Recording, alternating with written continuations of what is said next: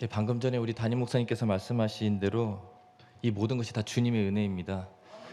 예, 그리고 박인수 장로님께서 아까 기도하셨을 때도 주님의 은혜에 대해서 감사하시고 또 간구하셨습니다. 그리고 또 은혜 찬양대에서 주님의 은혜에 대해서도 찬양을 하니까 그 은혜가 더 배가 됐던 것 같습니다.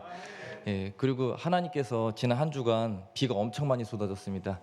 그 가운데서도 우리 사랑하는 성도님들 그 가정과 그 삶과 그 모든 하시는 모든 일들을 지켜주셔서 이렇게 은혜 가운데 주님의 전에 이렇게 나와서 주일을 맞이하여 이렇게 함께 예배드릴 수 있는 것도 주님의 은혜인 줄 믿습니다.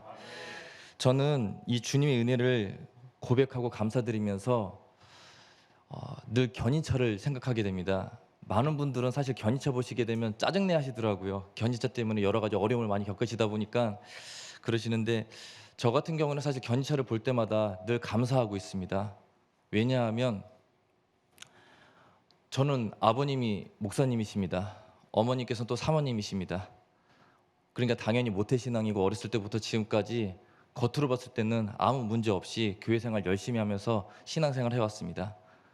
그러나 시동이 꺼져버린 그 자동차처럼 순간순간 시동이 꺼져가지고 겉으로는 멀쩡해 보였지만 제 내면 안에 제 삶 가운데 그 신앙의 삶이, 그 믿음이 시동이 꺼져버릴 때가 너무나도 많았습니다.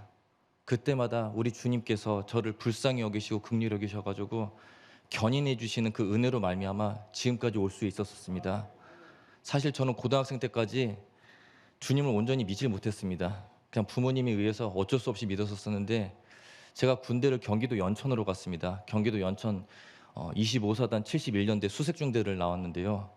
그 제가 이제 담당했었던 지역이 여러분들 잘 아시는 김신조 침투로가 있고 제일땅굴이 있는 지역이었습니다. 거기서 이제 낮에는 수색 작전을 하고 밤에는 매복 작전을 하는 수색중대에서 제가 이렇게 섬겼었는데, 제가 그때 통신병이었습니다. 무전기를 메고 저기 이제 그 작전을 수행했었는데 한 번은 큰 사고가 났었습니다.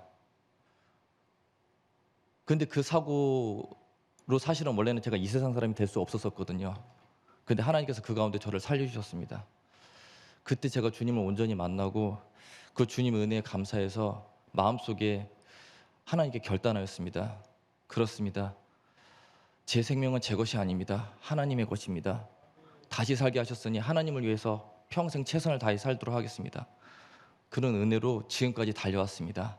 그 은혜에 감사하는 마음으로 우리가 감사함으로 하나님 앞에서 온전히 살아갈 때 어떤 기적을 만나는지, 어떤 기적을 사는지, 그거에 대해서 같이 은혜를 나누고자 오늘 말씀을 전하고자 합니다. 오늘 말씀을 전하기 전 어떤 분이 쓰신 글을 소개하고자 합니다. 그 글을 읽어드리겠습니다. 당신이 많은 세금을 내야 한다면 감사하십시오. 당신에게 안정된 직장과 사업장이 있다는 말이기 때문입니다. 당신의 몸무게가 늘어 옷이 맞지 않는다면 감사하십시오. 당신은 먹을 것이 넉넉한 인생을 살아오신 것이기 때문입니다. 세탁할 옷이 한 구석에 쌓여 있거든 감사하십시오. 당신에게는 적어도 갈아입을 옷에 여유가 있다는 뜻이기 때문입니다.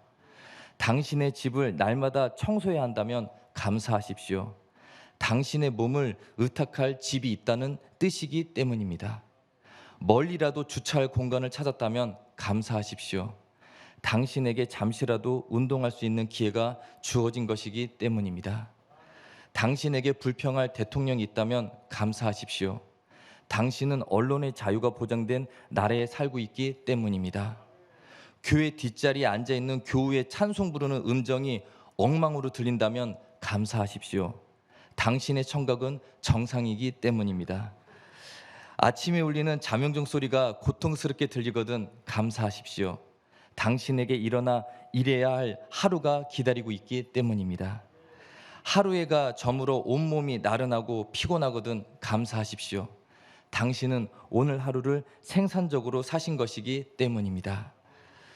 본인 스스로 많은 문제로 인해 고심하던 어느 심리학자는 이런 고백을 하였습니다.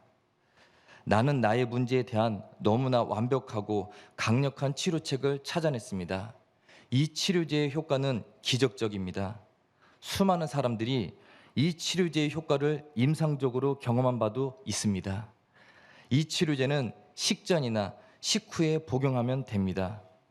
호흡곤란을 느낄 때, 가슴에 통증을 느낄 때, 어느 때나 수시로 복용할 수 있습니다. 물과 함께 복용할 수도 있고 물 없이 복용할 수도 있습니다. 의사의 특별한 처방전도 필요하지 않습니다.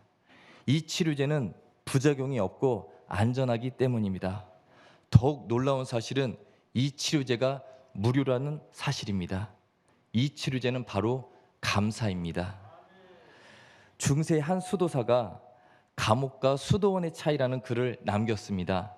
그 한 구절을 인용하면 이렇습니다. 감옥과 수도원은 환경 자체로는 매우 유사합니다.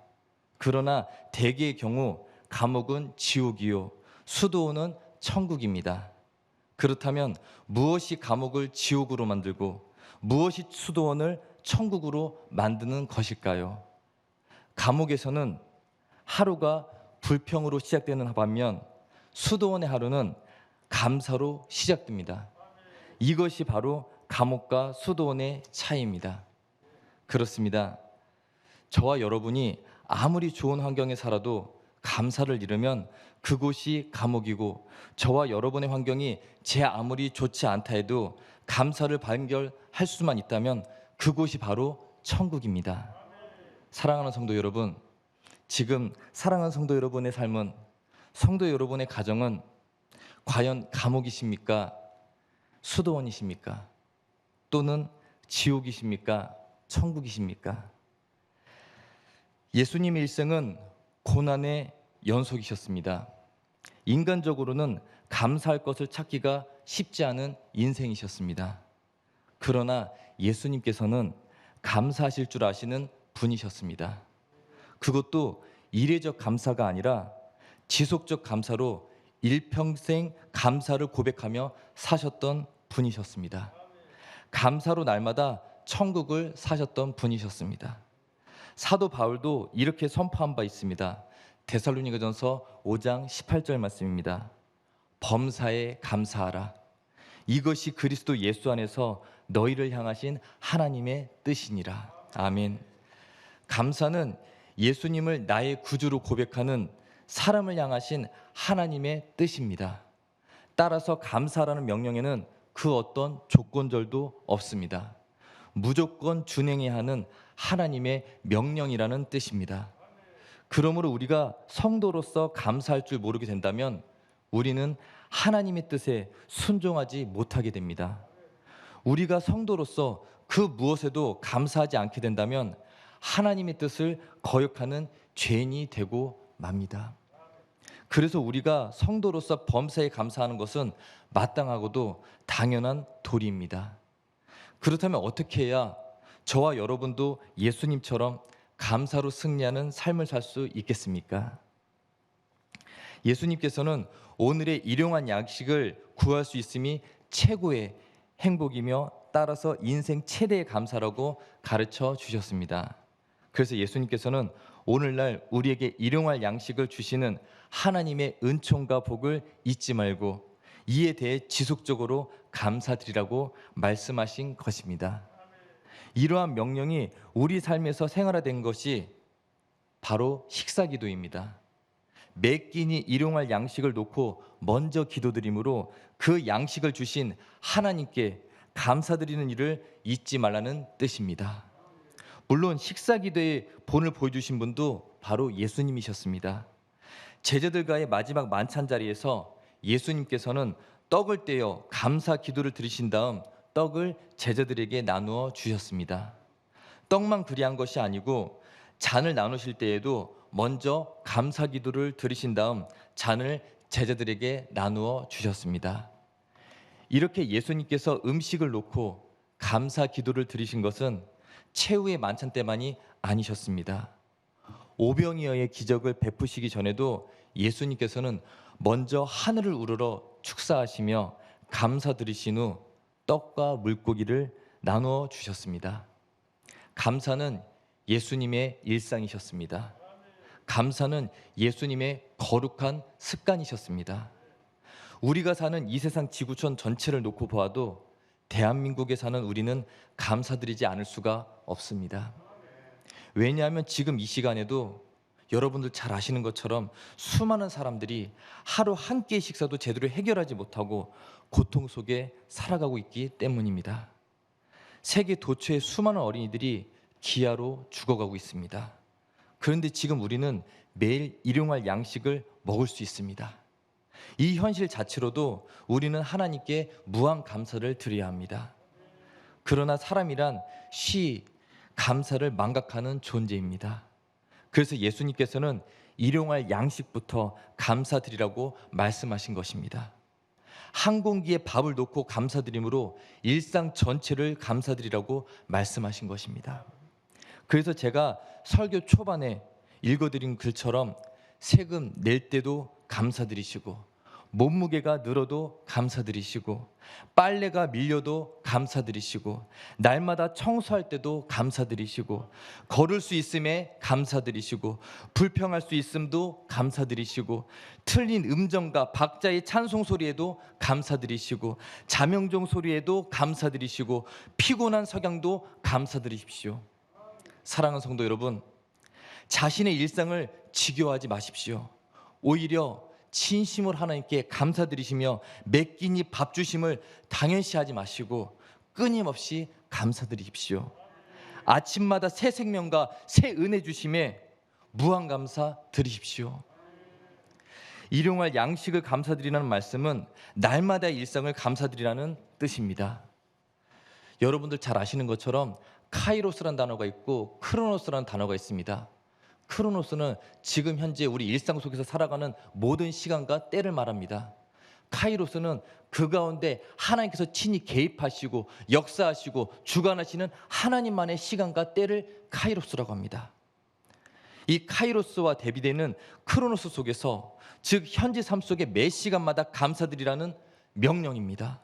예수님께서는 하나님의 때, 하나님의 시간, 그 시간대에 진심으로 감사드렸습니다. 제가 아까 말씀드린 크로노스, 일상 속에서의 기본 감사뿐만 아니라 하나님의 시간, 카이로스의 시간, 이 때를 주심에도 변함없이 한결같이 우리 하나님께서 그 주신 은혜에 예수님께서는 감사드리셨습니다. 범사의 감사로 나아가셨습니다. 성경은 이 감사를 축사하셨다고 적고 있습니다. 감사와 축복이 하나로 만나는 순간인데 하나님의 복에 대한 감사가 항상 먼저셨습니다. 그렇게 감사드리는 마음에 다시 하나님의 복이 임하니 그냥 감사가 아니라 축사로 감사드리는 것이 맞기 때문에 성경에서는 그렇게 표현하였습니다. 이것이 바로 오병이어 기적의 기본 구도였던 셈이었습니다. 마태복음 14장 19절 말씀입니다. 무리를 명하여 잔디 위에 앉히시고 떡 5개와 물고기 2마리를 가지사 하늘을 우러러 축사하시고 떡을 떼어 제자들에게 주시매 제자들이 무리에게 주니, 예수님께서는 떡 5개와 2마리를 가지고 5,000명 이상을 먹여야 하는 카이로스의 순간에 하늘을 우러러 감사드리며 축복하셨습니다. 엄밀히 따지고 보면 이것은 매우 비현실적이고 부적절한 감사라 할 수 있습니다.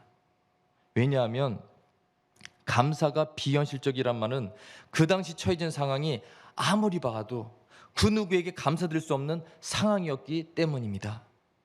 그리고 감사가 부적절하다는 말은 그 상황에 처한 그 누구에게도 감사드리는 행위 자체가 속된 표현으로 생뚱맞았기 때문입니다. 그러나 예수님께서는 오병이어의 기적이 일어나기 전 곧 카이로스, 이 하나님의 시간에, 이 하나님의 역사의 순간에 먼저 감사의 기도를 드리셨습니다. 즉 아무것도 일어나지 않은 상태에서 예수님께서는 믿음으로 하나님의 때가 왔음을 미리 감사드리신 것입니다. 어쩌면 예수님의 감사 기도가 오병이의 그 놀라운 기적을 가능하게 했던 것입니다. 최후의 만찬 이야기에서도 예수님께서는 먼저 감사의 기도를 드리신 다음 떡과 포도주를 나눠주셨습니다. 이 역시 비현실적이며 부적절한 감사셨습니다. 이 최후의 마지막 만찬이 끝나고 나면 예수님께서는 체포당하십니다. 결국 고난당하신 후 십자가에 달려 죽임을 당하실 것이기 때문에 예수님의 감사가 굉장히 비현실적이셨습니다. 거기다 이 참담한 비극으로 안내하는 사람은 여러분들 잘 아시는 것처럼 예수님의 제자들 중 하나였던 가룟 유다였습니다. 그랬던 점에서 부적절한 감사셨습니다. 사실 예수님의 상황이 인간적으로 보면 감사 대신 비탄이 나올 수밖에 없습니다. 축복 대신 저주가 더 어울리는 상황이셨습니다. 그러나 예수님께서는 십자가 사건이라는 결정적인 때, 곧 카이로스 하나님의 시간, 이때 앞에서 탄식하시는 대신 하나님께 감사하셨습니다. 저주하시는 대신 축사하셨습니다. 잠시 후 부서질 몸을 미리 나누어 주시면서 제자들에게 무조건 감사를 가르쳐 주셨습니다. 잠시 후 흘리실 피를 나누어 주시면서 제자들에게 영원한 감사를 가르쳐 주셨습니다. 그렇게 예수님께서는 자신의 인생 최대 위기, 곧 죽음이라는 카이로스, 이 하나님의 시간대 앞에서도 감사드리셨습니다. 사랑하는 성도 여러분, 일상 속에서 감사드리는 것은 성도의 기본입니다. 감사드릴 만한 때 감사드리는 것은 당연한 감사입니다. 그러나 예수님께서는 고난당하실 때, 환난당하실 때, 핍박당하실 때, 배신당하실 때, 순교당하실 때, 죽음당하실 때, 그 순간순간, 그 하나님의 순간이라 할지라도 감사드리라고 명령하십니다. 문제는 하나님의 종말의 때, 곧 카이로스란 내가 원하는 방식으로만 다가오지 않는 데 있습니다. 많은 경우 이 하나님의 시간, 카이로스는 소위 위기의 방식으로 저와 여러분에게 그 삶 가운데 다가옵니다. 카이로스의 때가 어떤 방식으로 다가온다 해도 사랑하는 성도 여러분, 언제나 잊지 마셔야 할 것은 그 순간 그때에도 하나님을 향하여 감사드리셔야 한다는 것입니다. 아둘람굴에서 감사드렸던 다윗처럼, 빌립보 지하 감옥에서 감사드렸던 바울처럼 어떤 경우에도 감사를 빼앗기지 말아야겠습니다. 감사드리는 성도에게 하나님께서는 카이로스의 시간, 이때를 복의 시간으로, 축복의 시간으로 바꿔주시기 때문입니다. 요한복음 11장에서도 우리는 예수님의 비현실적이고 부적절한 감사를 발견하게 됩니다. 예수님의 사랑스러운 친구 나사로가 병을 앓다 죽은 상황이라는 점에서 비현실적인 감사하셨습니다. 그리고 예수님께서 정말 사랑하시는 그 나사로의 그 누이들 마르다와 마리아가 그 오라비 나사로의 죽음을 너무나 슬퍼하고 있었다는 점에서 예수님의 감사는 부적절한 감사하셨습니다. 사랑하는 성도 여러분, 한번 생각해 보십시오. 만약 장례식장에서 감사드린다고 한다면 얼마나 황당하고 어이가 없겠습니까? 그러나 예수님께서도 이 모든 것을 다 알고 계셨습니다. 사랑하는 이와의 사별이 얼마나 슬픈 일인지도 예수님께서는 잘 알고 계셨습니다. 그래서 예수님께서는 먼저 사랑하는 친구 나사로의 그 무덤 앞에서 슬피 우셨습니다. 눈물을 흘리셨습니다. 그러나 예수님께서는 그 친구 나사로의 인생에 찾아온 그 위기 앞에서 그저 슬퍼하시는 대신 우리가 비현실적이며 부적절하다고 말하는 감사로 하나님께 나아가셨습니다. 하나님을 향한 감사로 인생의 위기를 그 복의 카이로스로 전환시키셨던 것입니다. 요한복음 11장 41절 말씀입니다. 돌을 옮겨 놓으니 예수께서 눈을 들어 우러러보시고 이르시되 아버지여 내 말을 들으신 것을 감사하나이다. 예수님의 이 감사는 평소 하나님 아버지와의 인격적 만남이 전제되지 않고는 고백할 수 없는 감사이십니다.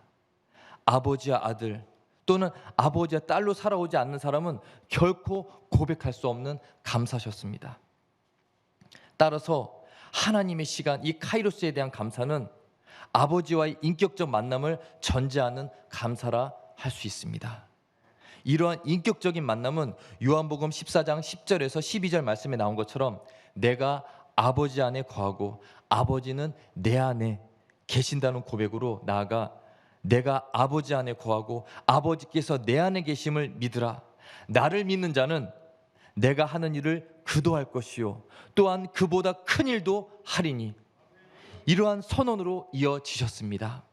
마침내 예수님께서는 요한복음 14장 20절 말씀에서 그날에는 내가 아버지 안에 너희가 내 안에 내가 너희 안에 있는 것을 너희가 알리라 라고 말씀하시면서 놀라운 축복의 말씀을 주시고 가셨습니다. 요한복음 14장 13절 말씀입니다. 너희가 내 이름으로 무엇을 구하든지 내가 행하리니 이는 아버지로 하여금 아들로 말미암아 영광을 받으시게 하려 함이라. 아멘. 우리가 평생 기억해야 할 것은 아버지로 하여금 영광을 얻으시게 하려 함이라는 궁극적 목적이라 하겠습니다.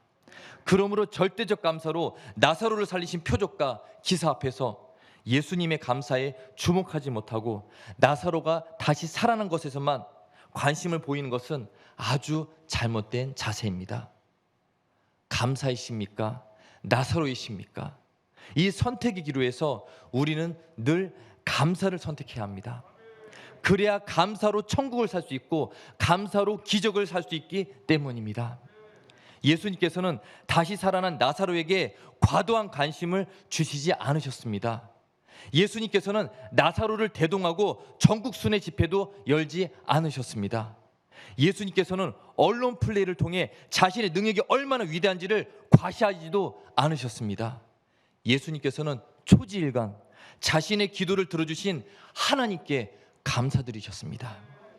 저와 여러분이 참된 신앙이시라면 나사로에게 마음을 빼앗겨 예수님의 감사를 망각하는 일은 없으셔야 합니다. 사랑하는 성도 여러분, 예수님의 감사를 저와 여러분의 감사로 대물림하여 일상을 지겨워하는 대신 날마다 감사드릴 수 있어야 합니다. 예수님의 감사를 저와 여러분의 감사로 익히시고 또 익혀 카이로스의 때 하나님의 그 시간의 순간을 두려워하는 대신 감사로 기적을 일으키는 축복의 통로가 되기를 기도드리십시오. 그렇게 감사드리시다가 하나님께서 부르시는 그날 유리바다 건너 보좌 앞에 나아가 구원의 새 노래를 부르며 구원 얻은 성도가 얻게 되는 영원한 생명과 복된 삶이자 하나님과 동행하는 성도에게 주어질 이 땅에서 결코 얻을 수 없고 누릴 수도 없는 신령한 행복인, 여러분들 잘 아시는 단어 아시죠? 이 영생 복락을 누리는 행복한 신앙인 성도들이 되기를 소원하시며 늘 하나님께 감사드리는 복된 믿음의 성도님들이 되시기를 간절히 기원합니다. 아멘. 다음 기도드리겠습니다. 은혜와 사랑에 충만하신 하나님, 진심으로 감사드립니다. 오늘 예수님의 모습을 통하여서 우리가 왜 감사함으로 기적을 살아야 되는지 깨닫게 해주셔서 진심으로 감사드립니다. 예수님께서 행하셨던 그 감사의 모습을 우리도 온전히 본받아 어떤 상황과 형편 속에서도 늘 감사드려 주님의 크신 은총으로 말미암아 날마다 승리하고 참된 기쁨과 평안을 누리며 행복한 삶, 형통한 삶 살 수 있는 복된 믿음의 성도님들 될 수 있도록 하나님 선하게 인도하여 주시옵소서. 아버지께서 온전히 함께 해주시 믿사오며 거룩하신 예수님 이름으로 기도드립니다. 아멘.